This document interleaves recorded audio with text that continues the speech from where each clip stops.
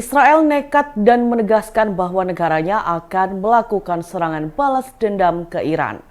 Mengetahui hal tersebut, Rusia murka dan membantu Iran dalam mempersiapkan diri menghalau serangan Israel. Dikutip dari tribunnews.com, Rusia diduga mengirim bantuan senjata untuk Teheran. Hal tersebut disampaikan oleh beberapa pejabat intelijen Amerika Serikat, Eropa, dan Arab. Mereka mengonfirmasi bahwa Rusia membekali Iran dengan pesawat tempur jet Sukhoi 35 dan teknologi artileri pertahanan udara atau Arhanut canggih. Pengiriman senjata canggih dari Rusia ke Iran ini disebut sebagai kerangka memperkuat hubungan antar kedua negara. Sayangnya, para pejabat itu tidak mengetahui jumlah jet dan sistem pertahanan udara yang diberikan Moskow kepada Iran.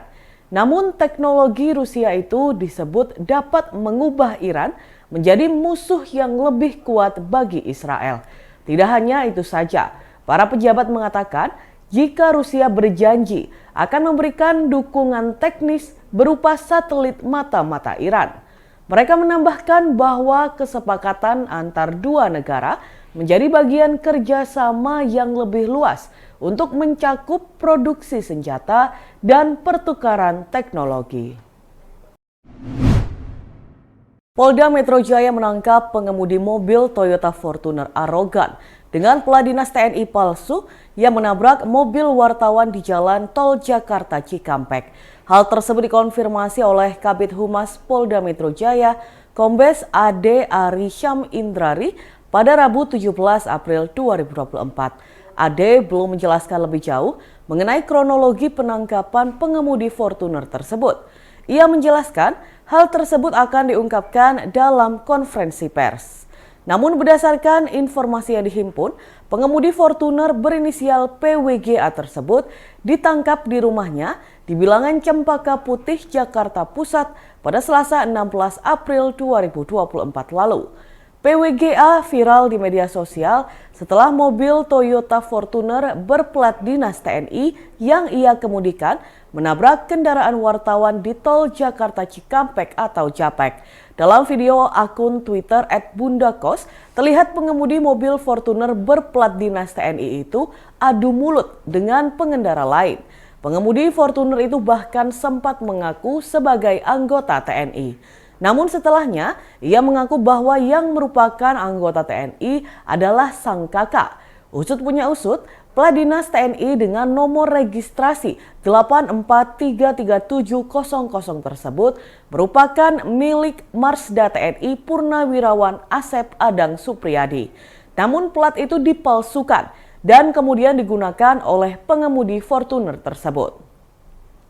Asep pun menjelaskan nomor dinas itu merupakan nomor dinas kendaraan operasionalnya sehari-hari di Universitas Pertahanan Republik Indonesia sebagai guru besar sejak ia pensiun di tahun 2020. Selain itu, kendaraan yang ia gunakan dengan plat nomor dinas tersebut adalah Pajero Sport dan terdaftar dalam sistem, bukan Toyota Fortuner sebagaimana yang telah viral di video pemberitaan. Buntutnya, Asep juga turut melaporkan PWGA mengenai penggunaan plat dinas itu ke Polda Metro Jaya pada Minggu 14 April lalu. Ketua Umum PDI Perjuangan Megawati Soekarno Putri mengirim amicus curiae disertai tulisan tangan bertinta merah terkait sengketa Pilpres 2024 di Mahkamah Konstitusi. Surat tersebut diserahkan MK melalui Sekjen PDIP, Hasto Kristianto. Lantas inilah isi tulisan tangan bertinta merah dari Megawati untuk MK. Dikutip dari tribunnews.com, isi amicus curiae itu dibuat sendiri oleh Megawati. Hasto mengatakan Megawati menutup amicus curiae tersebut dengan tulisan tangan memakai tinta merah. Bukan tanpa alasan, Hasto menyebut tinta merah itu sebagai simbol keberanian dan tanggung jawab sebagai warga negara Indonesia. Sekjen PDIP ini menyinggung perjuangan Kartini yang menjadi simbol emansipasi wanita. Dalam tulisan tangan itu, Megawati mengajak rakyat Indonesia untuk berdoa terkait ketukan palu MK bukan merupakan palu godam, melainkan palu emas. Ketum PDIP ini mengutip pernyataan Ibu Kartini, habis gelap terbitlah terang. Megawati berharap fajar demokrasi yang telah diperjuangkan sejak dulu timbul kembali dan terus diingat oleh generasi bangsa Indonesia. Amicus Curiae itu diterima langsung oleh perwakilan MK Immanuel Huta Soit. Immanuel memastikan Amicus Curiae dari Megawati akan diserahkan langsung kepada Ketua MK Suhartoyo. Sebagai informasi, Amicus Curiae memiliki arti sahabat pengadilan. Amicus Curiae diartikan sebagai pihak yang merasa berkepentingan terhadap suatu perkara sehingga memberikan pendapat hukum kepada pengadilan. Pengadilan bebas memutuskan apakah mereka akan mempertimbangkan suatu amicus brief atau tidak. Mudik Hari Raya Idul Fitri 2024 akan menjadi momen tak terlupakan bagi pria berinisial MR 32 tahun, warga Desa Lajing, Kecamatan Arosbaya, Kabupaten Bangkalan, Madura. Ia tidak menyangka kepulangannya dari Tanah Rantau, Kalimantan malah disambut oleh unit Reskrim Polsek Arosbaya pada H+1 Lebaran atau tepatnya pada Kamis 11 April 2024. Sosok MR dalam 3 bulan terakhir memang menjadi buronan Kanit Reskrim Polsek Arosbaya, Aibtu Nurul Trisdianto, atas perkara pencurian sebuah perahu kayu pada 20 Oktober 2023. Sadar menjadi target polisi, MR pun memilih kabur ke Kalimantan dengan menumpangi kapal laut. Sebelumnya, Nurul bersama personelnya sempat mengejar MR hingga ke pelabuhan di kawasan Perak, Surabaya. Pemeriksaan di seluruh dek kapal hingga mengecek manifest penumpang tujuan Kalimantan dilakukan. Namun keberadaan MR kala itu tidak ditemukan. Kapolsek Arosbaya Ibtu Sis Eko Purnomo menjelaskan pengejaran terhadap MR dilakukan setelah pihaknya melakukan serangkaian penyelidikan, termasuk mengumpulkan keterangan dari sejumlah saksi. Hasilnya, terduga pelaku pencurian perahu kayu itu mengerucut ke sosok MR. Kasus pencurian perahu kayu itu berawal ketika MR melalui media sosial Facebook mengetahui bahwa ada seseorang yang ingin menjual perahu. Pelaku kemudian tergerak untuk mengambil perahu lain dan menjualnya dengan kesepakatan tukar tambah. Dalam pemeriksaan, tersangka MR mengakui bahwa dirinya mengambil perahu kayu karena desakan ekonomi. Namun apapun alasannya, ia terancam kurungan pidana maksimal 5 tahun penjara, sebagaimana dirumuskan dalam pasal 362 KUHP tentang pencurian. Dan Tribuners, berikut kita simak bersama wawancara dengan Kapolsek Arosbaya Ibtu Sis Eko Purnomo. Pelaku pencurian itu atas nama tersangka M. Jadi dia mengambil perahu kayu dari Sungai Pojokan Lajing dan dia membawa ke wilayah lain, Lapis. Pada saat itu dia melakukan transaksi, diawali dia melihat Facebook. Di Facebook ada yang mau jual perahu. Pada saat dia tertarik melihat Facebook jual perahu, dia tergerak untuk mengambil perahu yang lain untuk tukar tambah, sehingga bisa mendapatkan hasil dari penjualan itu. Dia ditangkap ketika mudik ini dan ya? Jadi begini, pada saat kita melakukan investigasi, penyelidikan, upaya-upaya penggalian setelah adanya pengaduan, ternyata dari proses upaya kita menemukan sasarannya adalah terduga M. Kemudian setelah kita melakukan upaya-upaya pencarian, diduga dia merasa mengetahui bahwa dia sedang dicari dan dia lari ke Kalimantan. Pada saat Lebaran kemarin dia pulang kampung atau mudik.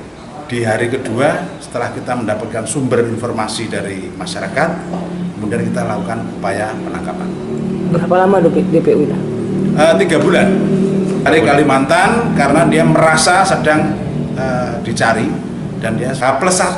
Jadi kita nangkapnya H+1 hari Lebaran kedua. Kurang dari 3 jam, pelaku maling motor yang berlokasi di parkiran supermarket berhasil ditangkap tim anti bandit Polsek Tenggilis Mejoyo, Polrestabes Surabaya pada Sabtu 13 April 2024 siang. Tersangka berinisial AM, 21 tahun, warga Mojo Gubeng, Surabaya yang bekerja sebagai pegawai lapak pisang keju. Tersangka AM menjalankan aksi pencurian motor di parkiran supermarket kawasan Jalan Jemur Sari, Surabaya saat disuruh oleh bosnya membeli barang bahan baku dagangan pisang keju. Kapolsek Tenggilis Mejoyo Polrestabes Surabaya, Kompol Masdawati Saragih mengatakan, tersangka AM menjalankan aksinya setelah melihat adanya kesempatan untuk mencuri motor. Pasalnya, korban berinisial LV lupa mencabut kunci kontak motor dan juga sengaja meletakkan karcis tanda parkir dalam saku dashboard sisi kanan motor. Korban baru menyadari motornya hilang setelah berbelanja, kemudian melaporkan kejadian itu ke Mapolsek Tenggilis Mejoyo, diantar oleh anggota security supermarket.